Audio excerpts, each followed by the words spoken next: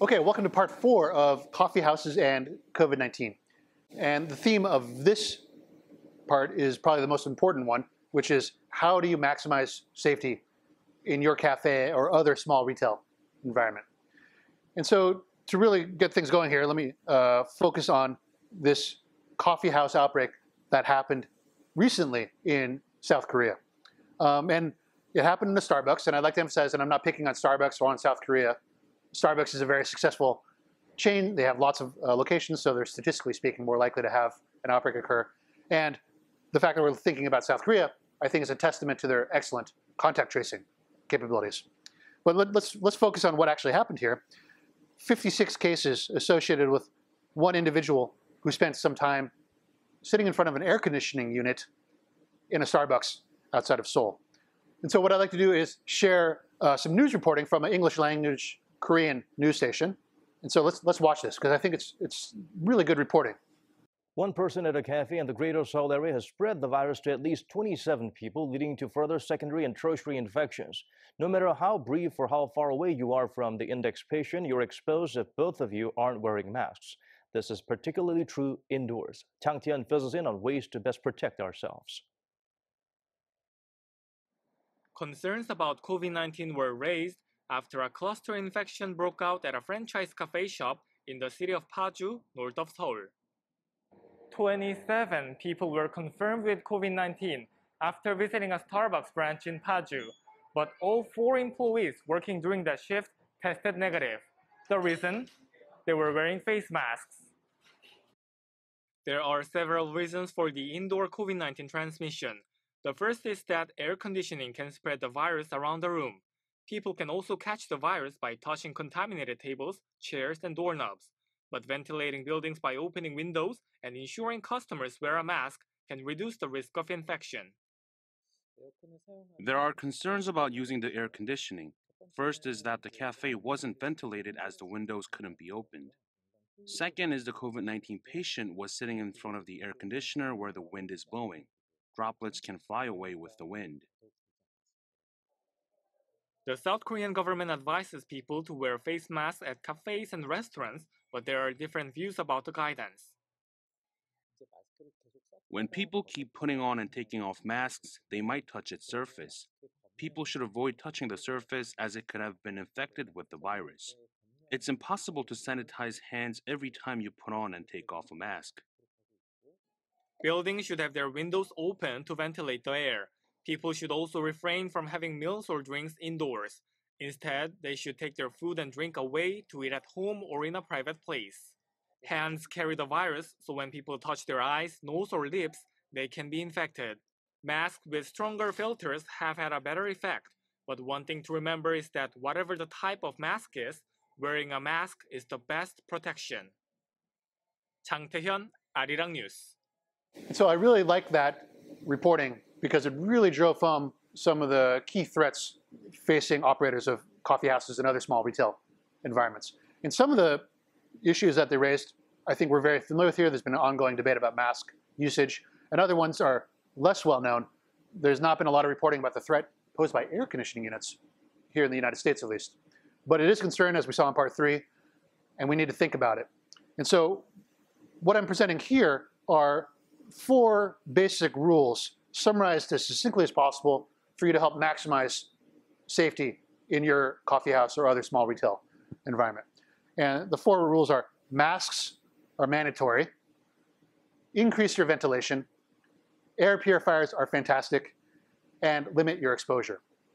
And so here in part 4, what I'd like to do is go through each of those in some detail. And let's focus on the first rule, which is masks are mandatory. And so earlier, I showed some videos of Schlieren photography of people coughing and of having a conversation. I'd like to share with you this video, which really illustrates one of the key things that masks do. So this is some video done by Jason Stamitz at the National Institute of Standards and Technology at NIST. He's again using the Schlieren photography technique. And first he was talking without a mask, and then here he is coughing, and you're seeing, again, this is just the hot air, not the particles. But now you can see as soon as he puts even on a very simple face covering, here he is with a bandana, that respiratory plume is tremendously diminished. It's not 100%. You can see some hot air making it through the bandana, but it's really reduced in its range. And how here's with a loose covering, it's also reduced in range. Here, if you slip it on improperly, you can see that a lot of it escapes around the nose. It does very little. And when you have a really good fit, again, this respiratory plume, which can go out up to 6 feet, goes down just a few centimeters. And so that's the first big effective masks. Even the crudest mask will really knock down that respiratory plume and prevent that respiratory plume from going right into the face of whoever you're talking with. But it also has a second effect, which is filtration. So another point of masks is to capture these micron scale expiratory particles that are emitted. And so here on the left, I'm showing, again, this cartoon from Kim Prather's article in Science recently. This is the entire cartoon, and this really shows the benefits of wearing a mask. And so here on the left is our infected asymptomatic individual. Again, here's this potentially misleading cloud of scary-looking large droplets coming out. You can't see them, but they're there. And the maximum exposure is a conversational partner who's not wearing a mask as well. So if the infected person's not wearing a mask, the susceptible person's not wearing a mask, that's how you maximize your risk. In contrast, if the infected person is wearing a mask, she's not only blocking that respiratory plume, but the mask itself is filtering out some fraction of those particles. And if the conversational partner is also wearing a mask, then she's also protected as well. That's the minimum exposure. And so here in the middle, I'm showing a graph of some work that my group, my colleagues and I have done, looking at how different types of masks filter out different quantities of expiratory particles. And so here on the vertical axis is the number of particles per second emitted, in this case, just by talking. Okay? And you can see here the range over here. The first group right here, this is no mask at all. And then for wearing a surgical mask or an N95 mask, you can see you have more than a factor of 10 reduction in the number of particles that are emitted in the outward direction. So it's reduced by 90% at least. And so a key point is that these reductions are multiplicative, not additive. And so here on the right, I'm really showing that if only 10% of the particles get through here and only 10% get through over here, then the transmission probability is reduced as 10% times 10%, which is 1%. So in other words, if both people are wearing masks, now we've reduced the probability of transmission by 99%. That's a huge reduction in transmission risk just for the cost of putting a piece of fabric over your mouth. And so there's been a lot of discussion about different types of masks, and something that's in particular you see people wearing is instead of a fabric mask directly over the mouth and nose, they'll wear a face shield. And so here's a picture of somebody working in a cafe somewhere delivering some coffee, and they're not wearing a mask, they're wearing a face shield. And so what about face shields? Why not catch aerosol particles with those? A key point is that there's a lot of evidence showing that face shields don't do anything to protect against aerosol spread. So remember, we have two threats. We have the plume versus room.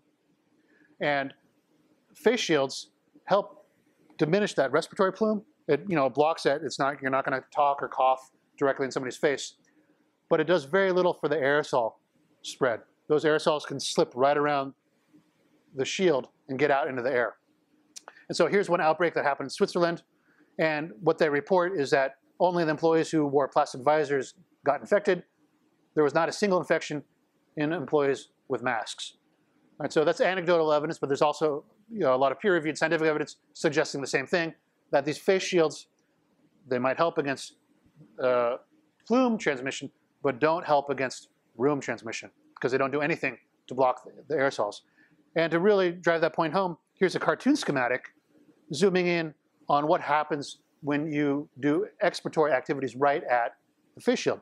And so here's a cartoon schematic of somebody wearing a face shield. And on the right here is a magnification. And this shows the airflow. And so the air obviously does not go through the face shield. So when it hits the shield, it's diverted, it goes up or down. And that's what these arrows represent. And the physics of what happens to the expiratory particles, the droplets that are emitted by talking or by coughing, depends very strongly on the size of those droplets. And so here's a little cartoon schematic. Here, this blue circle represents a large expiratory droplet, one that's large enough that you can see. And if you watch it, here's a movie, whoop, it goes and just directly impacts on the face shield. And that's, hopefully that's very intuitive. You can imagine that if you're wearing a face shield and you cough, you can look at it, you'll probably see a bunch of little droplets on this stuck on the surface of the shield. What about the small particles? Their physics is very different. They're so small that they follow the fluid streamlines. And it's actually very difficult to get them to stick to the surface. So here's a small particle. And if you watch the cartoon, schematically you can see it goes and just follows the airflow. Okay? So remember, these small particles, they take 3 hours to sediment because they're so small. They get carried around by these very weak air currents, even strong air currents, like somebody coughing directly at a face shield.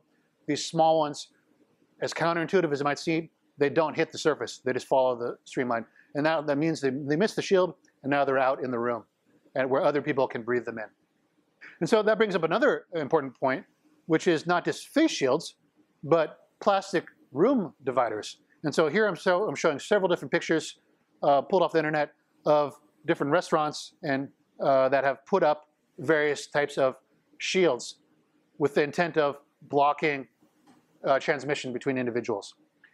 And so the key thing here is that, again, these shields and plastic dividers will help protect against plume spread. In other words, they'll protect against somebody coughing directly in your face, but they're going to do little or nothing to block aerosol spread through the room. And so in particular, for example, I love this picture here on the bottom right.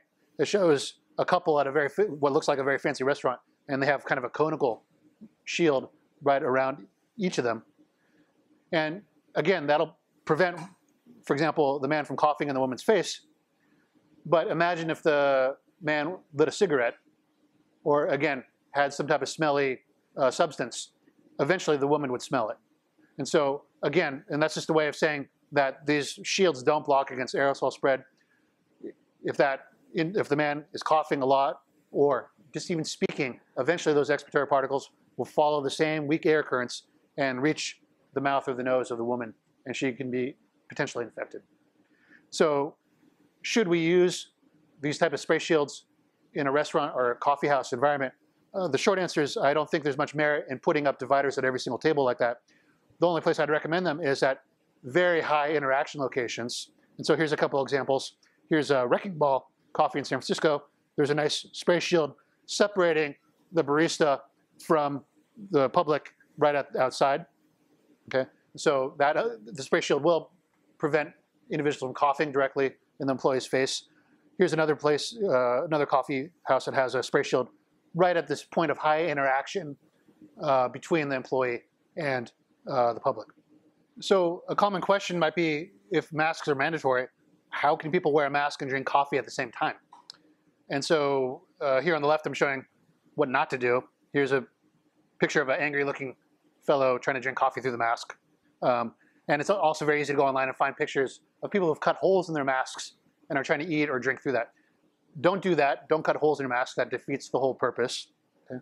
And so what I'd recommend is that you require customers and employees, anybody in your establishment, they have to keep their mask on at all times, except when they're actively sipping or eating food.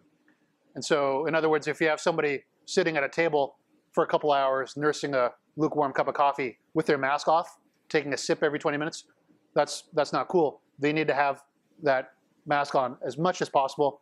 It's not that hard to just slip it down, take a sip, put it back up. That's what I would recommend that. And just as a general point, I know that there's been a lot of controversy, at least within the United States, about mask usage. The National Academies workshop held last week, there was a unanimous consensus of all the scientists involved there that people need to be wearing masks. So it's, at least within the scientific community, it's not controversial.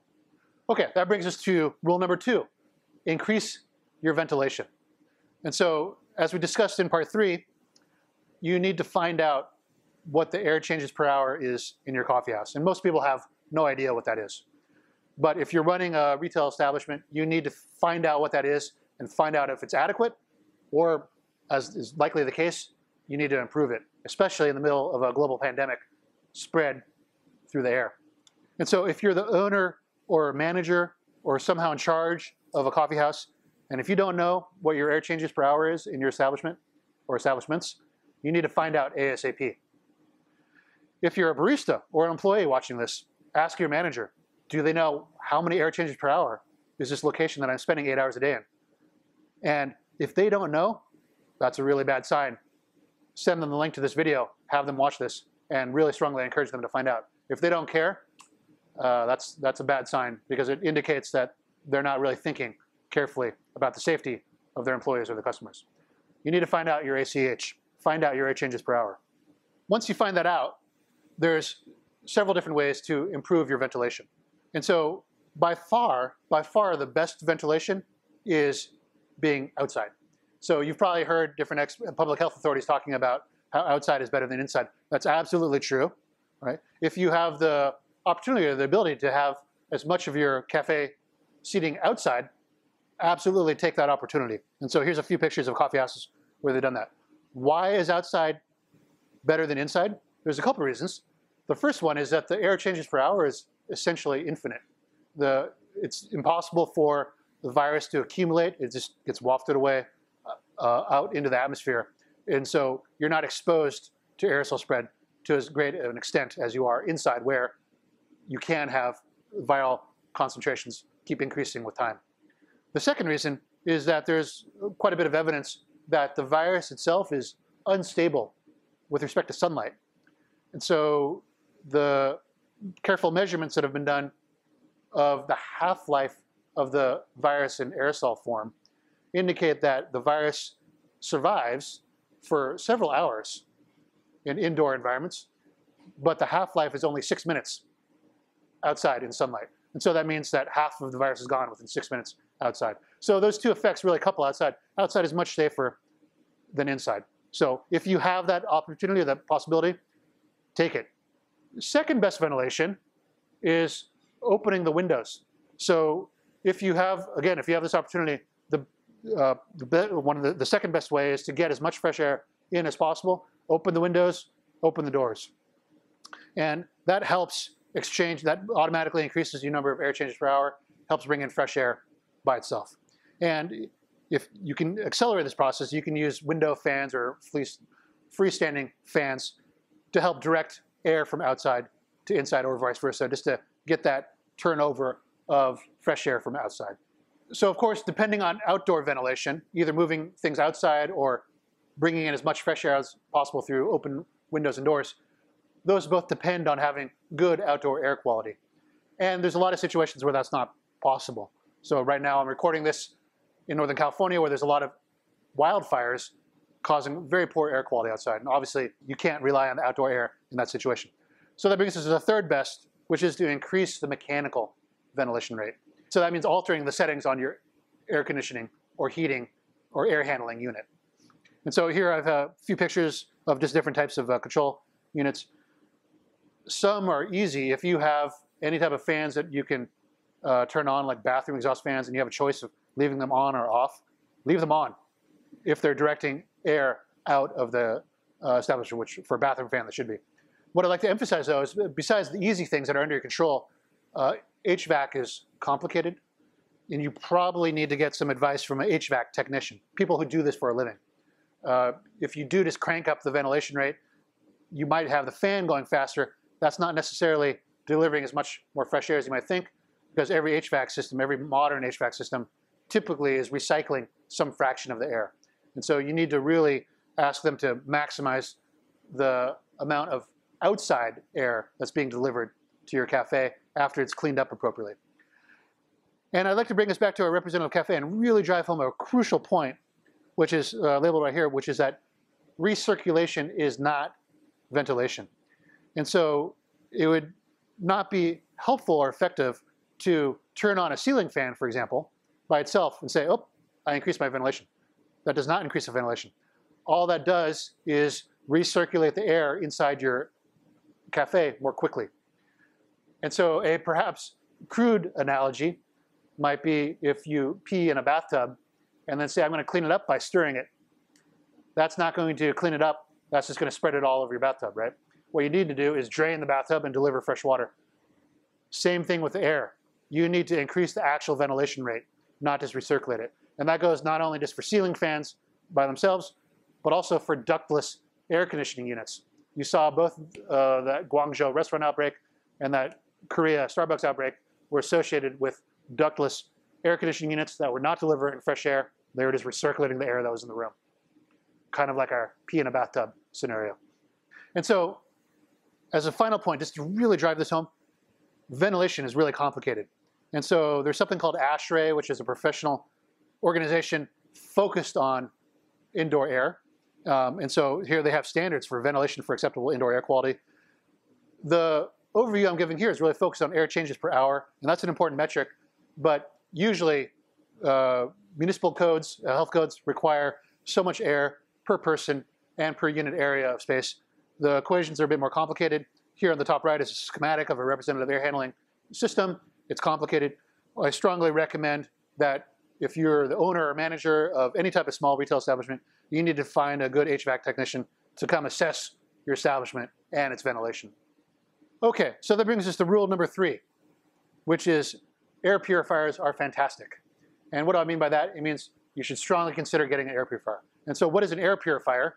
There's different types of air purifiers, but what I'd like to focus first on is the simplest and probably the best one, which is just filtration. And so if you've ever had to replace the air filter on a furnace or air conditioning unit, you'll see something like this. Here on the left are some photos of different standard residential air handling air filters. And the way these work is very simple. They're just a mesh of fibers. The air flows through it, and physically the particles that are carried along the air stick to the fibers in the mesh. And so you have purified air going through. And if you let it sit there for a very long time, eventually it'll look very dusty, like this one on the right. The dust that you can see, that's the large particles. But these, depending on the grade of the filter, they're also grabbing a lot of these small micron scale particles. And the metric that matters for filters, for air handling units, is something called MERV. That's minimum efficiency reporting value. So you can see engineers came up with that title. And so what is MERV? The basic idea, here's a couple tables. The basic idea is that the higher the MERV rating, the more small particles it catches. And so on the left, you can see here that MERV 6, that'll grab kind of the large dust particles, things like that. The higher the MERV rating, the higher the fraction of small particles it catches. And so with the current pandemic situation, the ASHRAE, again, that professional organization, is strongly recommending that people upgrade to at least MERV 13 or MERV 14. And here you can see that at MERV 13, for example, for particles in the range of 0.3 to 1 micron, it captures at least 50% of those particles. In the range 1 to 3 microns, captures 85%. And in the range 3 to 10 microns, captures 90%. And so again, this is not the dust particles you see floating around. You can't see by eye any of these particle sizes.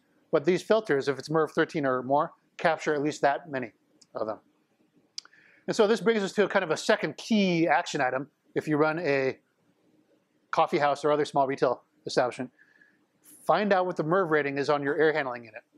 If you don't know what that is, find out ASAP. It could be just as simple as going and looking at it, or you might need to talk to your HVAC technician. If you're a barista or an employee, this is the second question you should ask your manager. The first one, remember, was how many air changes per hour does my establishment have? The second one is, what's the MERV rating? And if your manager doesn't know, that's a bad sign. I can encourage them to find out. And so the recommendation, again, is you should upgrade your MERV rating on your filter to at least 13. That'll capture a huge fraction of these expiratory particles that we're talking about. Remember, they're in that 1 micron range. It also just provides cleaner air for your environment. There's one important caveat, though, which is that some, especially older HVAC systems, can't handle higher MERV rating filters. And the reason for that is that these higher MERV rating filters tend to be much finer. It takes more energy to pump the air through them. And that can cause problems. And so again, that really means that you need to get an HVAC technician to assess your HVAC system and find out whether or not it can handle a higher MERV rating. After you find out what the MERV rating is on the filter for your central air handling unit, the next question is, well, what else can we do? In other words, what about other ways of cleaning the air? And I can imagine there might be some environments where you're not even able to access the essential air. This is what it is, and you don't have an opportunity. Are you helpless? The answer is no. What you can do is get a portable air purification unit. And so what does that look like? Here is a air purifying unit. And you can see it's about, I don't know, 14 inches tall. And what does this do? A unit like this simply has a fan and a filter. And so inside there's a pretty quiet fan. There's a filter unit right here. And what does it do? It sucks air in along the bottom here, sends it through a HEPA filter, a very high quality filter, scrubs almost all the particles out, 99% or more of the particles out, and then sends clean air out into the environment. So this doesn't do air conditioning. It doesn't remove carbon dioxide or add oxygen. So it's not fresh air in the sense of bringing fresh outside air, but it does scrub all of the expiratory particles that are potentially carrying infectious disease out of the airstream that enters it. And so just to really show what it looks like, here, flip it over, inside, here's the filter unit. And so this one has a pre-filter on the outside to grab the large dust particles. Inside it has a HEPA filter, which is a really fine filter to catch the smallest particles. And it also has some activated carbon there to do a little bit of capturing of aromas. But for our interest, what we really care about is the HEPA filter to capture those fine particulates. And so these things are foolproof. You can put it anywhere in your cafe, just plug it in, turn it on, and forget about it. And it'll just sit there and quietly deliver purified air to the environment. So here on the right of the slide is a cartoon schematic of a HEPA filter. And again, it's just a whole bunch of tightly woven fibers that grab these small particles to cool them out of there. And so are these things expensive? The short answer is no. Okay. These are the ones I have in my house. So you can get them online for about $99. Electricity, if you run it 24/7, using typical electricity costs is about $5 a month. The replacement filter, the thing I took out, on average, you might replace it about once a year. It costs about 25 bucks. And if you really want to get technical, it's recommended that you clean the pre-filter. So you take that out, vacuum the pre-filter maybe once a month. That takes maybe 5 minutes. You add up all those costs, including labor, for that 5 minutes a month, and it works out to an annualized cost of about $115 per year per air purifier. And that's, I think, for many retail operations, that's a pretty negligible expense for producing a lot of clean air. And I have to say that if I was pulling an 8-hour shift as a barista in a cafe, I would much rather be breathing the air coming out of this than breathing the air emitted directly from a customer. And so I think putting one of these on the counter near your baristas is an excellent idea. And so how to decide whether to put an air purifier in your coffee house. I have a little flow chart here to help guide your thinking about that. The first question is there more than one person present at a time? And so I think most retail establishments' answer is yes, but there can be situations you have a back office that only one person uses, or you might have a roastery where only one person ever goes. If there's only ever one person, you don't need to worry about airborne disease transmission. You don't need an air purifier for that. You might want it for other reasons. It helps clean up the air of other gunk, okay? But you don't need it to prevent airborne disease transmission if there's only one person. So if you do have more than one people, which is the vast majority of retail operations, the next question is, are the windows and doors open to outside air? So if you follow the advice from earlier and open all the windows as much as possible, there's no point in having the air purifier going. You're just cleaning up the outside air.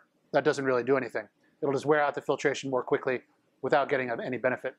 But if it's wintertime and it's cold outside, or if there's wildfires and you can't open your doors or whatever reason, and your windows are closed, you're relying solely on mechanical ventilation. If the windows are closed, the next question is your cafe free of smoke and cooking fumes? Okay. And the answer is no. If you have lots of fumes, either from roasting or from cooking, and it's just kind of permeating the space, you have bigger problems that can't be solved by a single air purifier. You need to talk to somebody to clean up the quality of your air. And if smoke from roasting or if whatever other odors are hanging out in your cafe or retail environment for a very long time, that's a good sign that you do not have enough air changes per hour. You need some professional assistance. Putting one of these in is not going to clean that up. But if you're like most retail operations, you have what seems like relatively clean air, it's free of smoke and fumes, then finally, and the answer is yes, then I would strongly urge you to go place one or more plug-in air purifiers in your cafe. And I have one particular brand right here. There are many available online. I would recommend that you go check out New York Times Wirecutter reviews. They have a very nice, probably more details than you want to know about air purifiers, but they have several different options there. A very good question is, how many should I get? Right? And so the way you quantify that is something called the clean air delivery rate, or the CADR. And this unit right here, it's got a maximum clean air delivery rate of 135 cubic feet per minute. And what does that mean? It sucks in, at maximum, it sucks in 135 cubic feet per minute and sends out clean air. And so let's go back to our earlier example. Remember we had our 1,000 square foot cafe with 9-foot tall ceilings. We imagine that the mechanical ventilation was delivering about 300 cubic feet per minute to give 2 air changes per hour. So let's say we go and buy 2 of these guys, spend $200, get 2 air purifiers, set them up in the cafe. We have now effectively increased the flow rate of clean air, not necessarily fresh air from outside, but clean air scrubbed of potential pathogens. We add the 270 to the 300. The upshot is that now effectively the air changes per hour is almost doubled to 3.8. So in other words, we got $200 investment in this one specific example. You almost doubled your air changes per hour. And there's also benefit too, because this calculation here assumes all the air in the room is well mixed. I would strongly recommend you put this close to wherever your employees spend the most amount of time, near the espresso machine, near the cash register, wherever you're interacting with patients. Again, if I was spending 8 hours in a cafe, I would want to be right next to this guy, breathing the air coming out of this, rather than breathing the air directly emitted by customers or random people from the public coming in. And just to show that this is not some fringe opinion about air purifiers and how good they are, I'm showing an infographic put out by a fellow named Joseph Allen at the School of Public Health at Harvard. Here they're focused on cafes, but on schools. Elementary schools, K-12, face a lot of the same issues. And you can see the advice here. A lot of it I'm repeating for this presentation for coffee houses. You can see, look at really maximum. R stands for refresh indoor air. M stands for mask. A stands for an air purifier in every room. And so I think that'd be great. Every single classroom in America, if I could wave my magic wand, I would change the federal budget. We would provide that air purifier for every single, and better mechanical ventilation for every single classroom to protect our kids across the country. A common question that I'm asked is, what about other techniques for purifying the air? I hear a lot about UV light, about ozone. What about those? And so very briefly, yes, ozonators, ultraviolet light, those can and do kill pathogens. And there's a lot of research looking at how you can use those to sterilize air. For coffee house establishments and other people doing small retail, I don't recommend that you invest in those because it's true that ozone and UV kill pathogens. They're also potentially harmful to people, right? Ozone is a pollutant. You don't want too much ozone in your cafe. UV light can also be bad. Here on the far right, there's an image of a UV sterilization system used in a healthcare setting. They are very careful to make sure all the people are gone before they turn that UV light on, because you don't want to harm people with UV light. So basically, the short summary is I don't recommend you invest in those unless you have expert assistance. A $100 air purifier does a really good job of scrubbing the air by itself. Okay, that brings us now to the fourth and final rule, which was limit your exposure. And so what do I mean by that? Well, the first aspect is remember back to what controls the probability of room transmission. A key parameter there was the time of exposure. And here I'm showing a graphic from a peer-reviewed article that analyzed a COVID-19 outbreak in a call center in a skyscraper in Korea. And so here is a floor plan. The blue seats were individuals who became infected. The white ones were not infected. And so here again, you can see it's a pretty random distribution. There was one individual who infected almost half the floor of the 10th floor. And again, this is another piece of evidence for aerosol transmission. Even though these people shared the same elevators and shared the same lobby downstairs, what differentiated this is that the employees up on this 11th floor of this building spent 8 hours in close proximity sharing the same indoor airspace. And so, in other words, they had a very large exposure time. And so what that suggests for retail operations is that you really should encourage brief and quiet use of your cafe. And so the first recommendation, and here I have a picture of somebody who set up shop in a cafe with a typewriter. But what I really recommend here is that you prohibit camping at inside tables. And by that I mean somebody who buys some coffee but then sits there for several hours. If that individual is infected, they could be sitting there silently spreading pathogens out into the air for hours. If they're talking on their cell phone or talking to somebody else, they could be emitting even more pathogens out. Remember that Starbucks outbreak in South Korea? It was just one individual. And so, again, I would prohibit camping. I would enact policies to encourage quick turnaround. You don't want them hanging out for too long. If they need to lounge, if you have that opportunity, encourage them to lounge outside. Maximize outside time, not inside time. And you might want to set time limits for inside table use. A long time ago, I used to be a lifeguard, and we forced all the kids in the swimming pool to take a break for 5 minutes at the top of every hour. You could do something very similar, but for your cafe, you could do every hour, every 2 hours. Everybody who's sitting at a table has to leave, and then do your scrub down, wipe all the tables. And I think most people will appreciate that.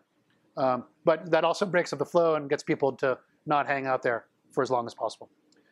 The second part of this recommendation is to be quiet, all right? So discourage loud conversations, turn down loud music, prohibit karaoke, singing, things like that. A lot of the outbreaks have been associated with singing, with loud vocalization.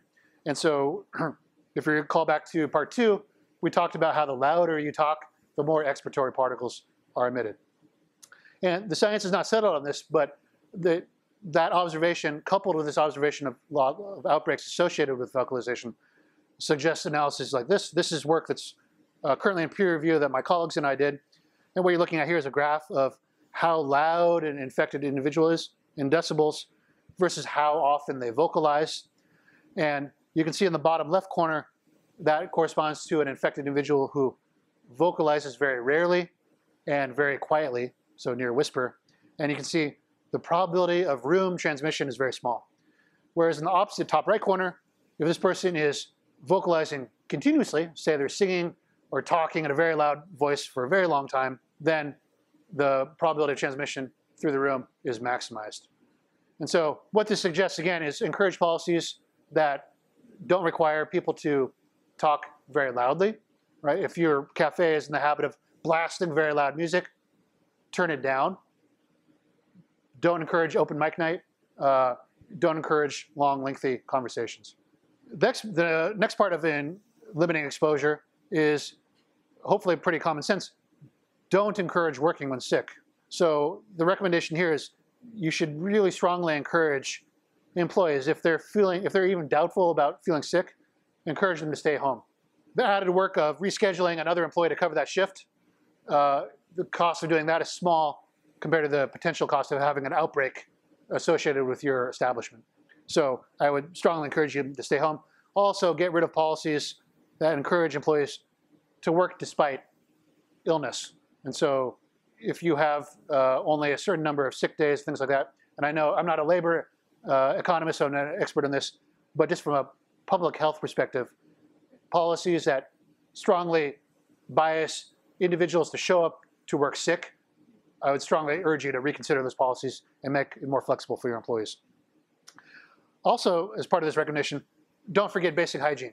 And so I think most cafes or most retail establishments are already in good habits of mopping the floors daily, wiping down the counters, keeping good sterile technique. The one thing I'd really emphasize, and this goes back to, again, part 2, where we talk about different ways virus can get in there, is that when you do wipe off countertops or mop the floors, there is a possibility of virus being aerosolized there.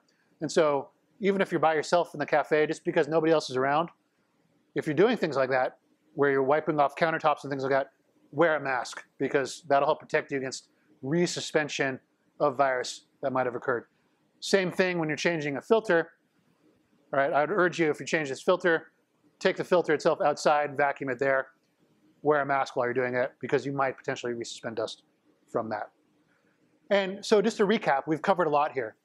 So recall in part 1, we talked about why we should worry about airborne disease transmission.